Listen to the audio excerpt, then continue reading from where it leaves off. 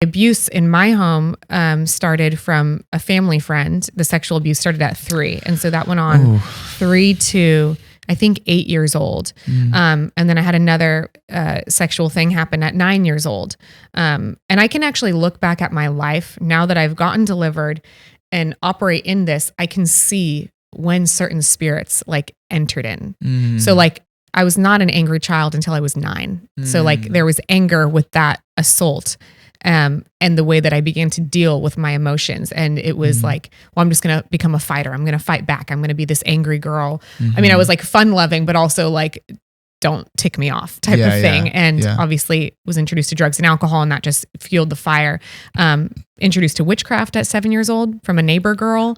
So there was... Wait, how? Yeah. Well, this is like not uncommon, you know? So, one day this girl, she asked me and my friend if we wanted to come over. She got a new game and she's like, but I can't tell you what the game is. You're just going to have to come over and see. And it was like, I don't know, 10 in the morning. Like it wasn't like late at night or anything. And I was like, okay. And so we went over to her house. She lived a street over. And she's like, it's a really cool game, but we have to turn off all the lights and we have to like shut the blinds. And I was like, okay.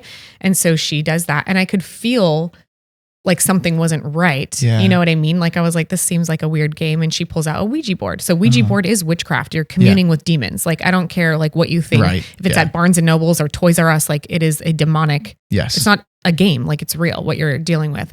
And so she pulled that out and they're all trying to talk to spirits. And that was like my first demonic encounter. So I heard a spirit. I saw a spirit. From what I can recall, I was the only one that could get the little thing to move. And after that, it was like, doors had already been opened in my life because I was not in a home where it was safe. Like there was abuse that was happening. So there were already demonic doors open. And explain that real fast. If you could just give like a quick explanation of what an open door is. Yeah. So open doors are just things that open a person up to demonic attack. So an example would be like witchcraft, right? So you're giving access to demons to enter into your life, and they can come in however they want. Trauma is an access point. Addiction is an access point. Abuse is an access point. Fears and phobias is an access point. Curses, witchcraft and the occult. These are all access points where demons can come in and they begin to oppress, harass, and torment a person and or a household. So, you know, people that partner heavily with fear, you can see the anxiety. You can see, and anxiety in and of itself isn't like fully demonic, you know what I'm saying? But like there can be a spirit of fear there, and it plays on, if you have more phobias, you're coming into agreement with more fear. It's like more things are moving in. There's anxiety, there's depression. Now there's suicidal feelings. Now you're self-harming. You know, you see with trauma specifically, like I was introduced to drugs and alcohol early on, right? That's a way that I dealt with my trauma. Spirits were attached to that. I began self-harming. Anytime that you see somebody who's self-harming, there are demonic spirits at play. We see that in the Bible, you know, with the man who has the legion spirit. Yeah. And he's in a graveyard and he's cutting himself like he wants to die, you know? So there are always demonic spirits associated with that. So, does that make sense? They just kind of move in. Yeah. Okay. So I didn't want to pop out of the narrative too much. So you were playing with this Ouija board. It was an open door into your life. Yeah.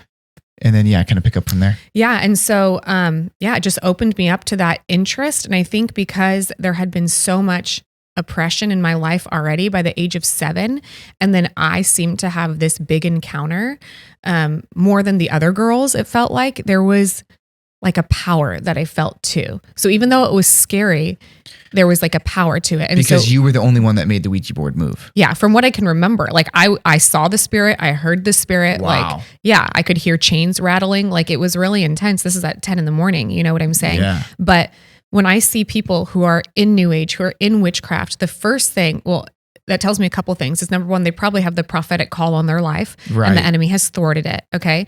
And number two, it tells me that somewhere along the line, there has been a lot of powerlessness and they found witchcraft because witchcraft does work.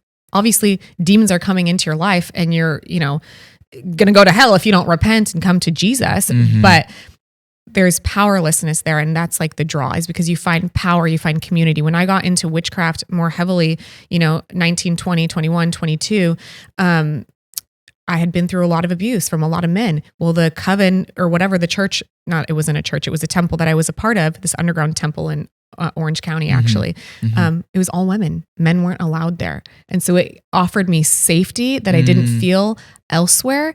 And then it was like, oh, all these other women have these same giftings as me. And I see power here. So it was like powerlessness, not wanting to be around men. And it fueled that. Wow. Yeah. And so I got really into witchcraft, I think around 17. My whole middle school, high school, it was just a mess.